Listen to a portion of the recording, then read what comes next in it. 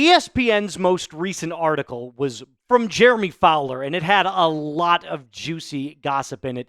He usually does this about every single year, where about 2 weeks after the draft, he comes out and shares with us all of the draft insights that we weren't privy to as regular fans. What's going on, Broncos country? Welcome into the Broncos Breakdown here by Chat Sports. My name is Moose, and before we get into today's episode, which is all about exposing the Broncos draft insights on draft night, I want to start by saying this. Change is never easy. The last 3 years, you have been informed, entertained by one of the very best and brightest here at Chat Sports. Matthew Peterson has done an excellent job of not only growing this channel, but making you guys feel like you are a part of a family. It is my job to take what he has mentored me with, and he has done an excellent job of it, not only as a coworker, but as a friend, to take this channel to the very best that I can be. So I do want to say this from the bottom of my heart. Thank you, Matthew Peterson, for everything you've done. Now let's get into more Broncos content.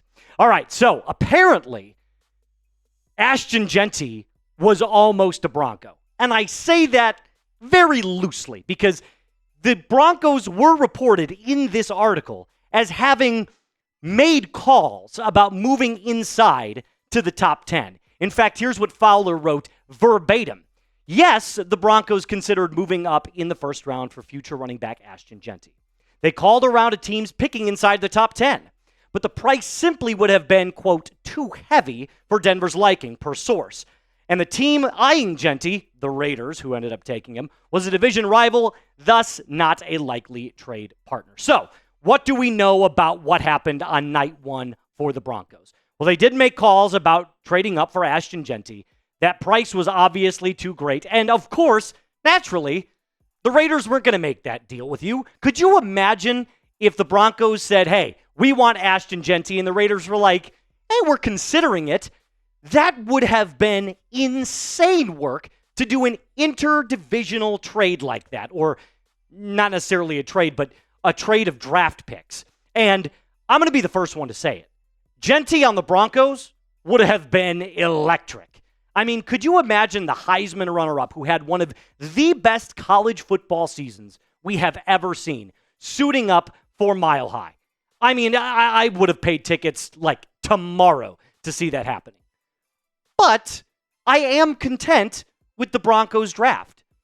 I think they made the right calls where they were supposed to go. And that started in round one when when Jahdae Barron was available to them at pick number 20. Now, again, a little bit more on RJ Harvey, the running back we took in round two. I think while he's maybe not as good as Ashton Jeanty or Omarion Hampton, I think people are sleeping on this guy's talent. He reminds me of Maurice Jones-Drew through and through. He's got that compact size, but he shifts around inside the backfield with almost this cat-like reflexes.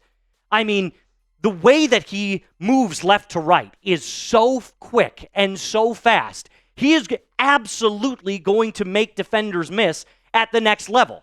Now, he might not have the north to south power that a Jeanty had or an Omarion Hampton had, but I feel like the violence that you're craving isn't necessarily translating to an aggressive style of running.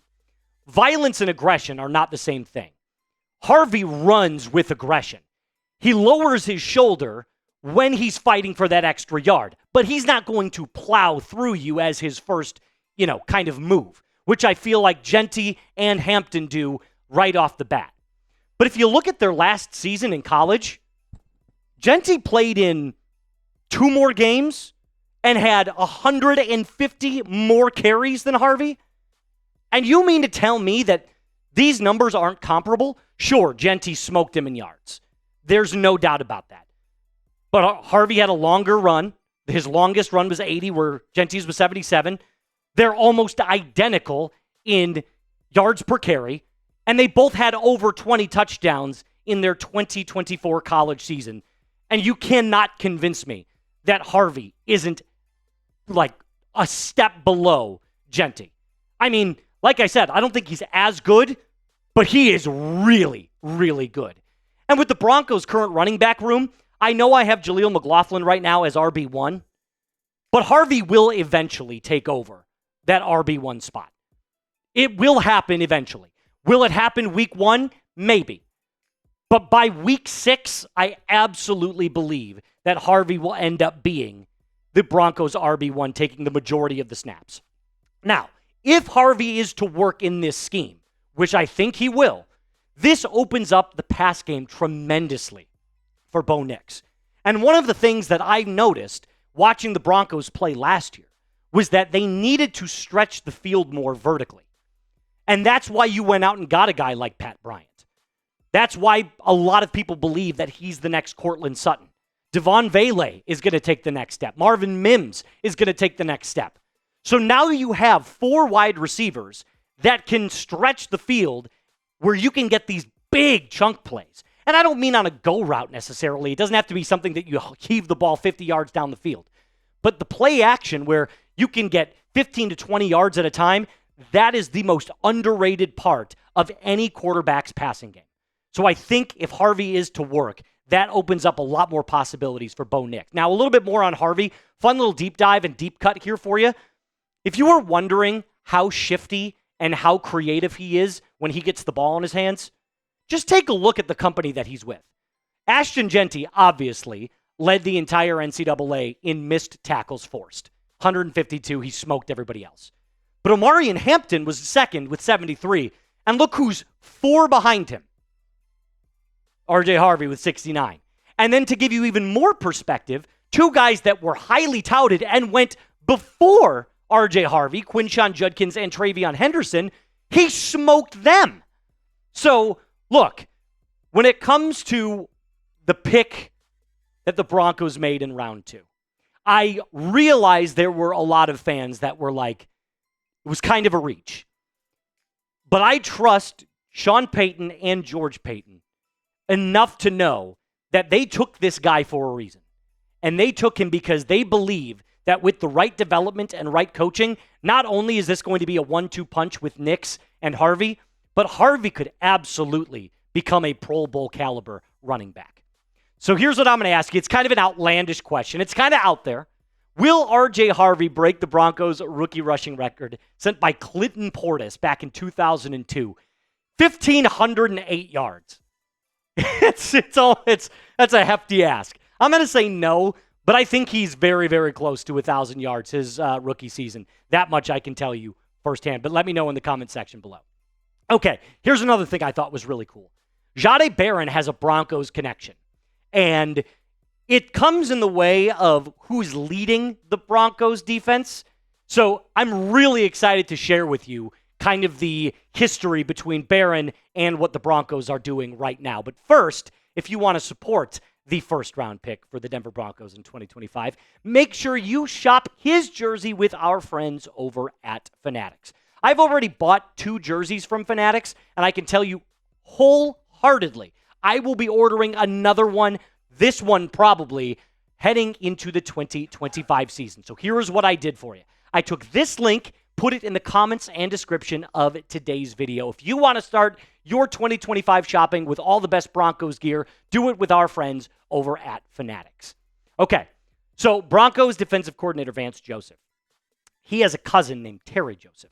And Terry Joseph actually was an assistant coach for the University of Texas. Now, he was leaving Texas. This was back in February of this year, so well before Jahdae was a Bronco. He left to take the Saints defensive pass game coordinating job per source. So he coached Jahdae that last year in Texas and now is on with the Saints. But here's what Barron had to say after he retweeted Tom Pelissero's tweet. He said, quote, "He changed my life." This is Vance Joseph's cousin that he's talking about.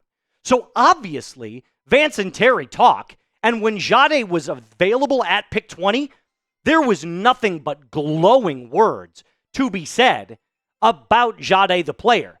And here's what Jeremy Fowler had to say going on talking about the Broncos draft selection with pick number 20. Texas DB Jahdae Barron was an easy call. He was a riser in the process with top 15 buzz late in draft week. Broncos defensive coordinator Vance Joseph's cousin, Terry Joseph, was the Texas defensive pass game coordinator from 2021 to 2024 and spoke glowingly of Barron as a competitor, and a locker room presence.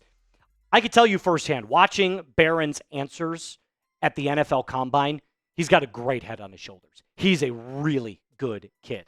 But you're also getting a hell of a football player. In fact, PFF ranked Barron as the number 1 cornerback in 2024 with at least 400 coverage snaps. He was the number 1 rated coverage corner in 2024 with a 91.1 grade. Better than Will Johnson, better than Maxwell Harrison, better than all the other corners in college football. And all of that leads me to believe the Broncos will have a top 5 secondary. Again. Thank you, Mr. Reed, for the one on the ones and twos for that. Look, Pat Surtain is unbelievable. One of the best in the game, if not the best in the game. Riley Moss, I believe, will start at corner 2, but you're getting a player in Jahdae that has so much versatility to his game. He can play anywhere you put him.